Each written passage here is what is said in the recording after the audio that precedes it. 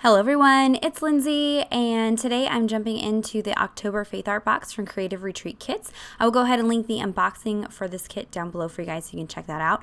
I'm going to apologize, I'm filming this the same day that I filmed my unboxing, and you can hear I have no voice hardly.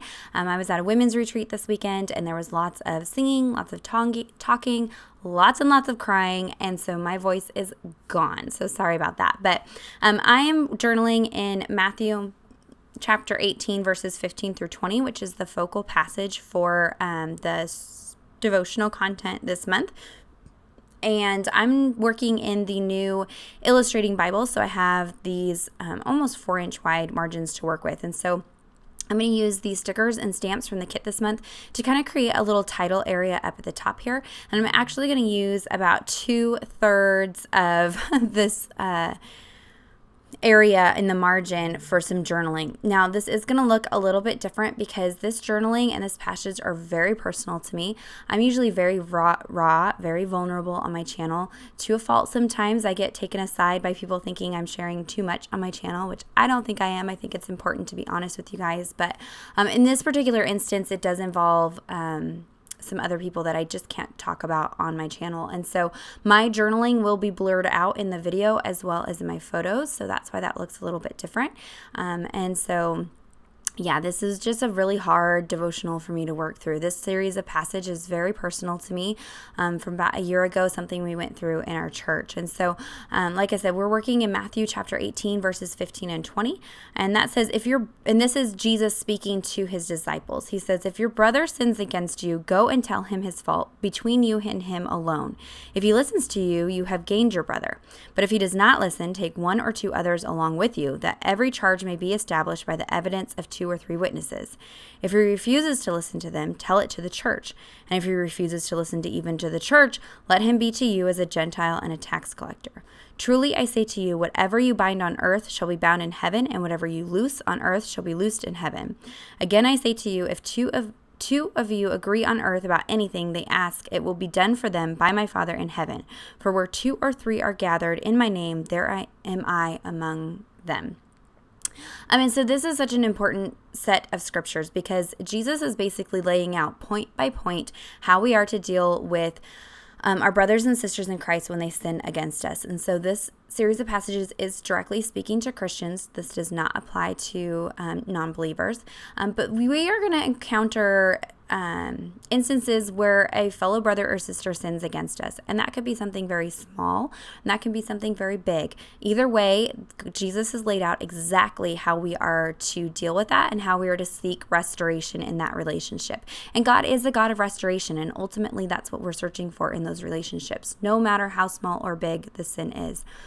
And so like I said, I did go through this about a year ago in our church.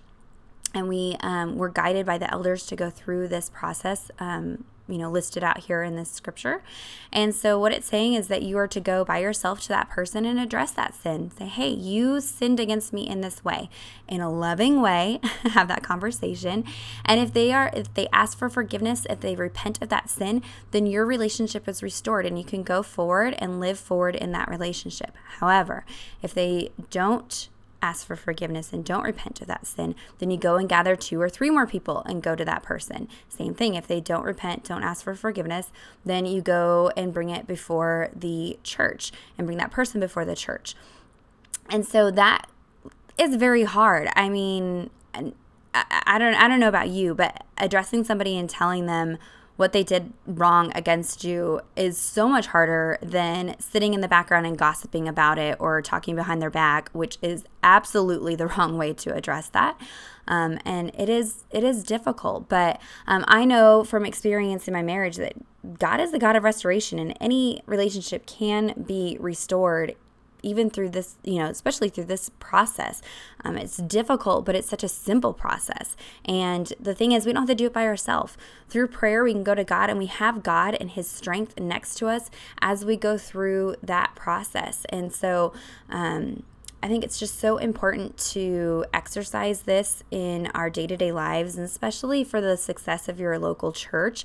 It's so important to restore those relationships rather than just the gossiping and the talking about things behind people's backs, and not just addressing it and moving forward. And so I really would encourage you to work through this devotional on your own and go through the scripture and what that means for you, and be very raw and vulnerable in your journaling. And maybe there is a relationship that you need to address in this way and to seek restoration in this way. And so I just ask that you would just sit and spend some time with God and pray about that and ask for his strength and his courage to help you go through that process, because it definitely can be very scary and very stressful. Let me tell you, the last 2 years of my life have been the most stressful, horrific 2 years I think I've had in a very long time, because it's not fun to go through that process, but it is necessary. And, here Jesus is instructing us, this is how it's to be done. So it was very hard for me. I sat down and stared at this page and this entry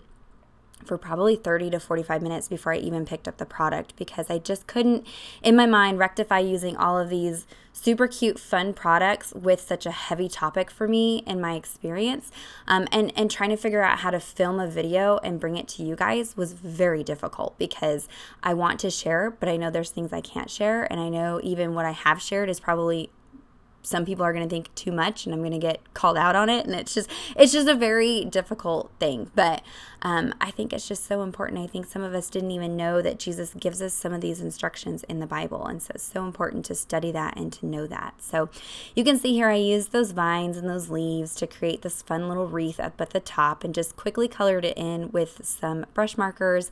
And then now I'm taking a pen and a ruler and adding in my journaling lines.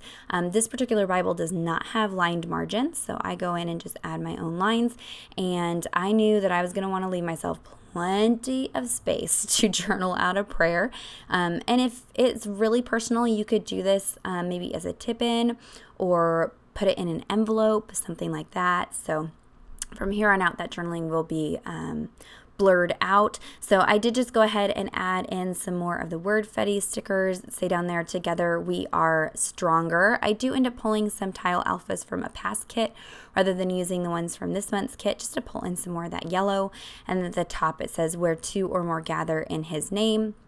And then I just use a sprinkle of the hearts around the page just to kind of bring in some more of that color.